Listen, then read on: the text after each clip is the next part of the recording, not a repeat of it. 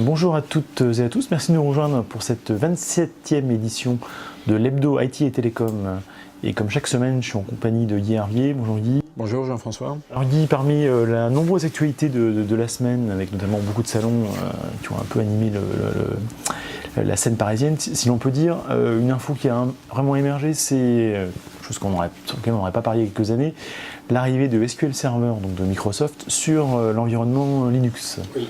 Alors effectivement, on voit le chemin qui a été parcouru par Microsoft quand on se souvient des déclarations de Steve Ballmer qui comparait Linux à un cancer. Et ça, c'est pas si vieux, hein, c'est seulement quelques années. Donc il y a vraiment eu beaucoup de chemin qui a été parcouru par Microsoft. Et donc l'annonce officielle a été faite la semaine dernière par Satya Nadella et toute son équipe.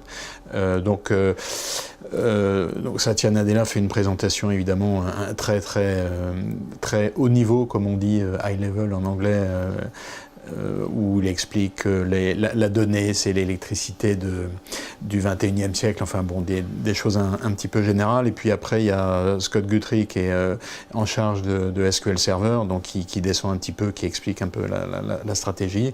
Et puis après, on rentre un peu dans le dur avec la présentation de la future version. Alors en fait, la première chose qu'il faut bien dire, c'est que SQL Server 2016, donc puisque c'est la version dont il s'agit, ne devient pas open source. C'est-à-dire qu'elle reste une version propriétaire, mais elle sera disponible sur un environnement Linux, donc après toutes les variétés de Linux, sachant que Red Hat a déjà salué l'avancée, Red Hat et Canonical ont déjà salué l'avancée de Microsoft dans ce domaine. Donc ça, c'était intéressant. Deuxième remarque, c'est que la disponibilité de cette nouvelle version, c'est pour la mi-2017. Et donc, ce qui veut dire que, en gros, c'est pas une mince affaire. C'est-à-dire que c'est pas juste un petit portage rapide, vite fait, comme ça. C'est donc dans presque 1 an et demi. Ce qui veut dire que c'est un gros investissement de la part de Microsoft et c'est véritablement une orientation stratégique. Sachant que Oracle, finalement, a déjà fait ça il y a très longtemps, n'avait pas trop d'état d'âme sur le fait d'être disponible sur telle ou telle plateforme, puisque Oracle n'avait rien à défendre. Donc maintenant, les deux, lorsque SQL Server sera disponible, les deux seront en concurrence sur les environnements Linux, qui, en termes serveurs, sont de plus en plus importants, puisque toutes les grosses entreprises, les géants du net et tout, utilisent beaucoup Linux.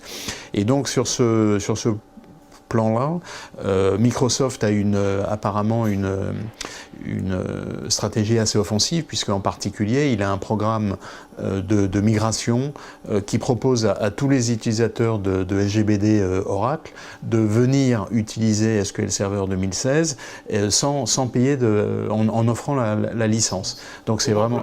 Oui, effectivement, c'est un peu dans toutes les notices contractuelles, encore 4, on l'explique, mais enfin bon, en tout cas c'est quand même une stratégie agressive, une stratégie très agressive. Et puis pour montrer l'évolution de SQL Server dans l'analytics, et puis donc là il y avait une présentation du machine learning, des capacités de SQL Server. Donc il y avait l'utilisation de SQL Server 2016 dans un projet qui date pas d'aujourd'hui, d'assez longue date, en fait, qui consiste, donc qui s'appelle Sky Server, et qui consiste à répertorier en gros tous les objets de l'univers, donc les planètes, donc les systèmes solaires, les supernovas, les quasars, les trous noirs, etc. Et donc à répertorier tout ça dans une base de données. Donc on imagine le nombre d'objets que ça représente, et avec des possibilités de... Alors il y a eu une démo qui montrait des choses extrêmement rapides, où en gros on cherche un objet en particulier et puis on le trouve parmi des milliards d'objets extrêmement rapidement, donc pour montrer les performances de la base de données. Et puis avec des possibilités un peu plus avancées, du style on on a une supernova, par exemple, qui a une forme un peu particulière, et donc on a répertorié tout ça avec des caractéristiques, et on est capable de déterminer de quel type de supernova il s'agit. Donc ça va beaucoup plus loin que la simple requête SQL. Voilà, c'est quelque chose d'un peu plus sophistiqué. Donc c'est véritablement une annonce importante pour Microsoft, sachant que aujourd'hui, bon, il y a les bases de données open source qu'on connaît, MySQL, et puis MariaDB, et puis PostgreSQL, et puis donc dans les bases de données standards, enfin propriétaires du marché, donc il y a Oracle qui est numéro 1 de très loin, SQL Server, et puis DB2. Donc c'est les trois grandes qui restent sur le marché. Et là, alors il faut évidemment prendre ça avec des pincettes, mais Microsoft faisait une comparaison de TCO, donc Total Cost of Ownership, sur plusieurs années, en intégrant tous les coûts induits par l'utilisation d'une base de données, avec les fonctions analytics, et puis avec le data warehouse, data mart, etc. Et donc affirmait qu'il y avait un rapport avec la base de données Oracle de 1 à 12. Donc c'est quand même significatif. Bon, on sait que Oracle est plus cher. 1,12, ça paraît un peu, enfin, bon, ça paraît un peu beaucoup. On attendra la réponse d'Oracle sur ce plan-là, parce que effectivement, même si on sait bien que le passage d'une base de données à une autre, c'est pas non plus. C'est un chantier important. C'est un gros chantier. On sait quand on démarre, on sait pas trop quand on finit. Bon, un rapport de 1,12, ça peut peut-être faire réfléchir un tout petit peu. Donc c'est vraiment une affaire à suivre. On a le temps, puisqu'on vient de le dire, mi-2017 pour la disponibilité de cette base de données. Sachant qu'un dernier point peut-être, c'est que évidemment, c'est une base, cette version-là a été développée d'abord pour le cloud, et donc elle est disponible évidemment sur le cloud et puis on-premise, avec des possibilités d'expansion et puis de versionning hybride, donc c'est-à-dire qu'une partie sur le cloud, une partie on-premise, et puis des requêtes partagées, enfin des choses assez sophistiquées. Donc tout ça montre bien qu'en quelques années, les bases de données ont complètement changé de dimension.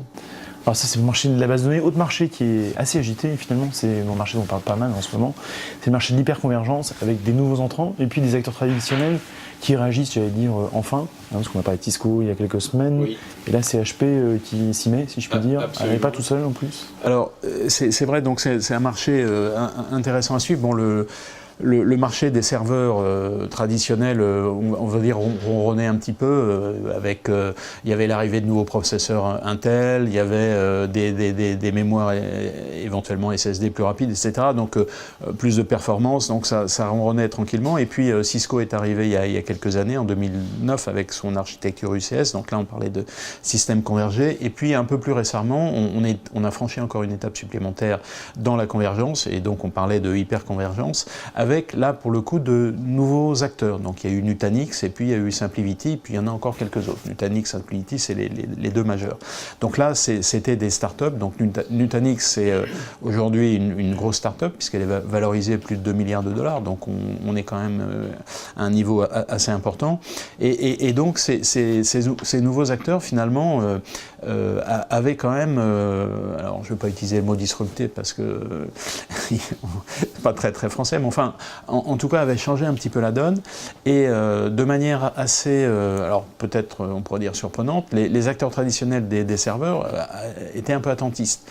Et puis là, bon, le marché de l'hyperconvergence, des serveurs hyperconvergence, on voit bien l'évolution des données, enfin les problèmes que ça pose. Explosion. Et donc il faut vraiment régler ce problème-là avec des possibilités d'expansion des systèmes extrêmement faciles, des data centers qui sont reconfigurables facilement. Donc l'hyperconvergence est vraiment une réponse intéressante, et donc les grands acteurs des serveurs s'y mettent. Donc Cisco avait fait une annonce il y a quelques semaines.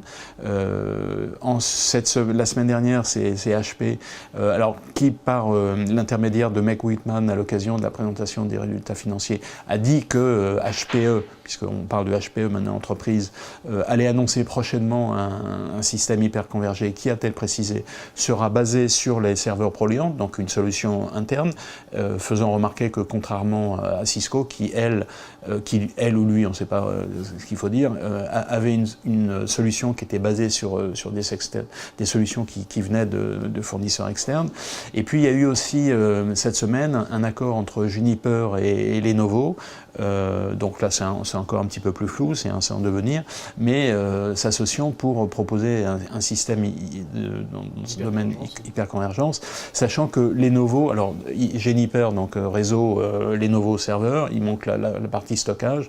Lenovo avait fait des annonces précédentes dans le stockage, donc on voit bien que l'hyperconvergence est repris un peu en main par les fournisseurs de serveurs traditionnels. Et finalement, on peut, si on se souvient de ce qui s'était passé il y a une dizaine d'années avec les serveurs LAM, donc les blade serveurs, finalement c'est un peu quelque chose de comparable. C'était des nouveaux entrants qui étaient venus sur ce marché nouveau.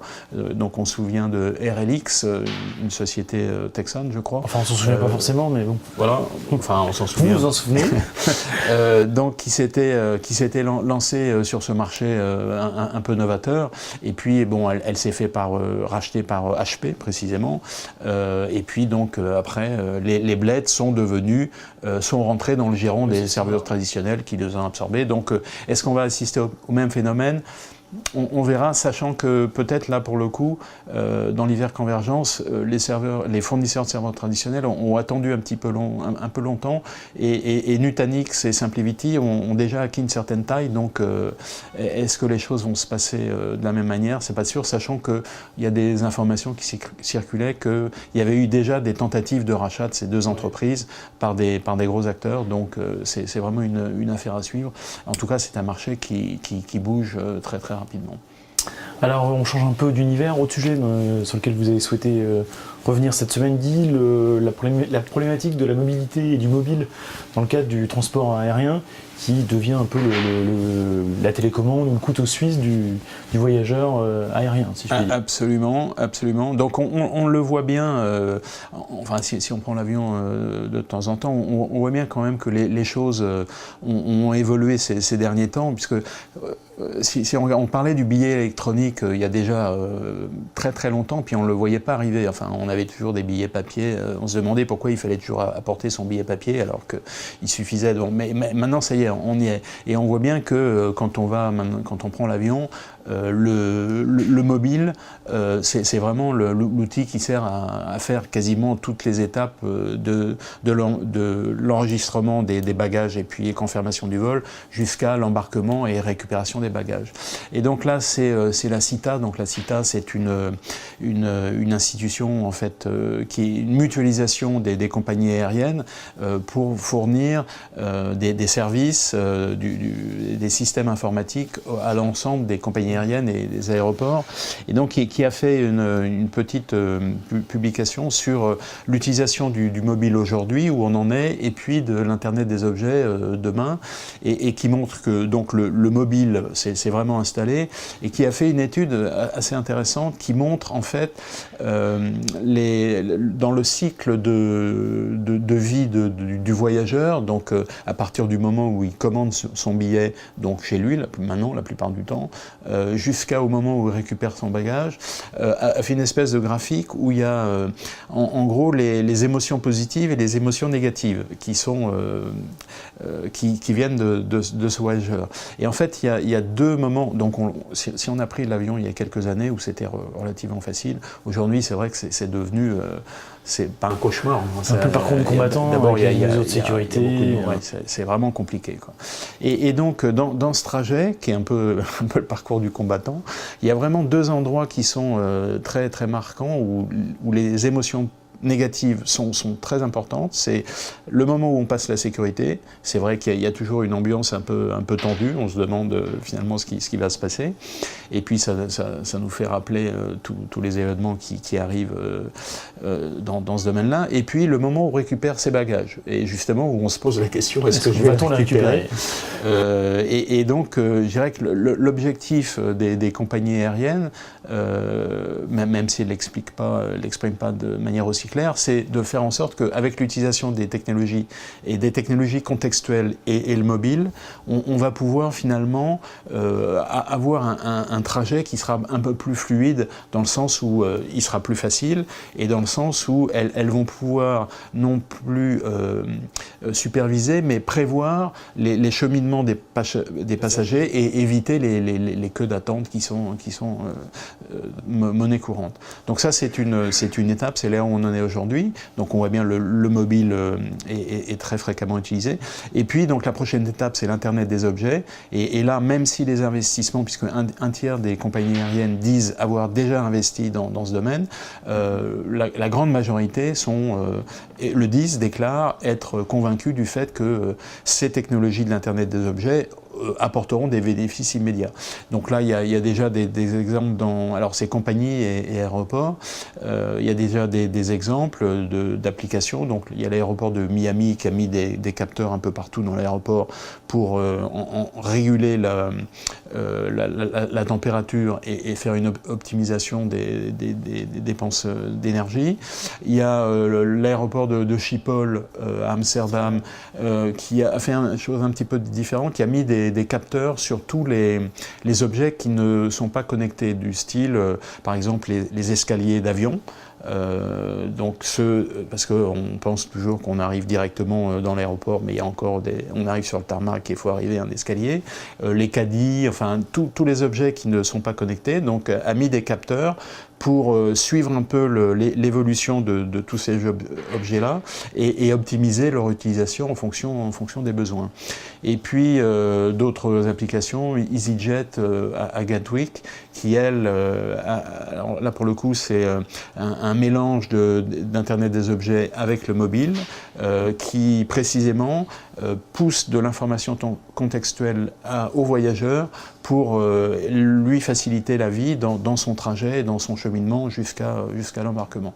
Donc on voit que ce sont des choses qui sont en train de se mettre en place, sachant que maintenant on est vraiment sur un marché de masse, puisque on a eu, je crois l'année dernière, l'ordre de grandeur, c'est 3 milliards de voyageurs qui ont été transportés dans l'année, donc et ça augmente de 5% par an, donc on voit bien que ça concerne beaucoup de monde. Oui. Ça fait beaucoup de monde et il faut vraiment qu'on arrive à améliorer tout ça, parce que c'est quand même parfois un peu compliqué. Alors ça c'était pour la semaine passée, pour la semaine à venir et même les semaines futures, un événement qui tient en haleine, si je puis dire, le milieu de l'intelligence artificielle, c'est le combat, ou en tout cas le match entre le champion du monde du jeu de Go et une machine, ou en tout cas un programme proposé par une start-up qui a été rachetée par Google récemment. Et pour le moment, il faut bien avouer que c'est 2-0 pour Google versus le champion du monde du jeu de Go. Absolument. Alors, on se souvient, il y a quelques semaines, on en avait parlé, le champion d'Europe, qui était un Chinois installé en France, qui est français aujourd'hui, avait été battu 5-0 par la machine, donc champion d'Europe. Alors, on avait objecté que ce n'est que le champion d'Europe. Voilà. Et là, on est passé à l'étape supplémentaire, donc c'est le champion du monde, qui avait fait des déclarations un petit peu tonitruantes, où il était sûr de son fait, il allait gagner. Et puis effectivement, 1-0, AlphaGo joue avec les Blancs la première partie, donc à l'offensive, 1-0.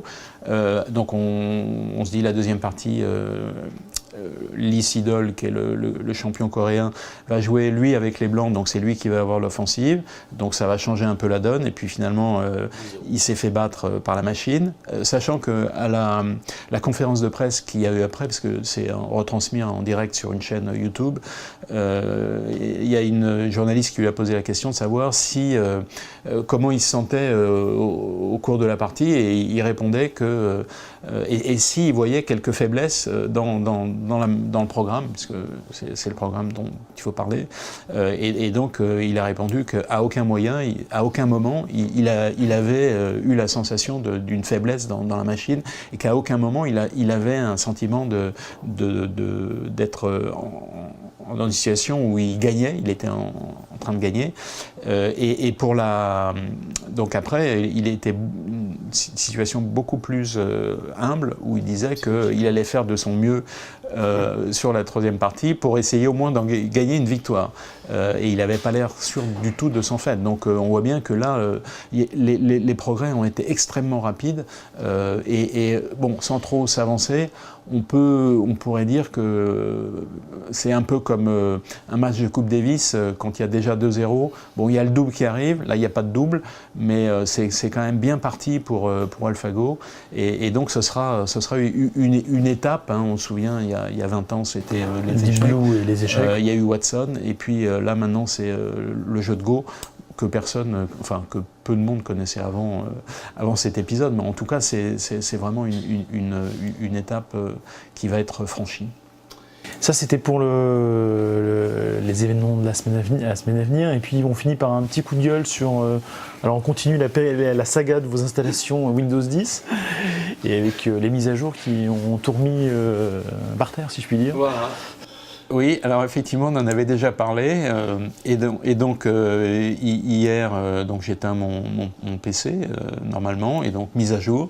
Donc je me dis très bien, demain je vais avoir une version améliorée, ça va être parfait. Et puis bah non, ce qui est arrivé la dernière fois est arrivé encore cette fois, à savoir que plus de boutons démarrer, plus d'icônes d'application dans la barre des menus, plus de Cortana disponible, donc en gros on peut plus faire grand chose avec la machine, on peut juste essayer de la réparer. Donc ce que je vais essayer de faire, mais franchement, donc oui, Windows 10, je ne sais pas combien ont été dépensés pour le développement de ce système, combien de développeurs ont été utilisés, mais en tout cas, franchement, parce que finalement le système d'exploitation le meilleur, c'est celui qui se fait oublier.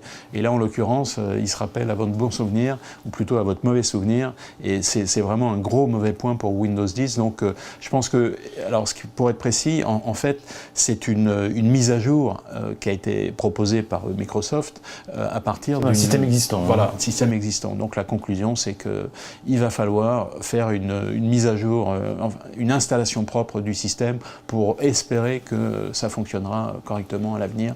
Mais mauvais point pour Microsoft et Windows. Puis l'autre conseil qu'on peut donner, toujours le même, avant d'accepter de valider une mise à jour, prendre son temps, avoir évidemment un backup, tous les conseils traditionnels qu'on connaît. Absolument. Et puis j'ose pas vous dire suite au prochain épisode. Merci Guy pour cette analyse, cette contribution. Merci à toutes et à tous de nous avoir suivis. Et on se retrouve donc la semaine prochaine pour une nouvelle édition de l'Hebdo IT et Télécom. Merci, à bientôt.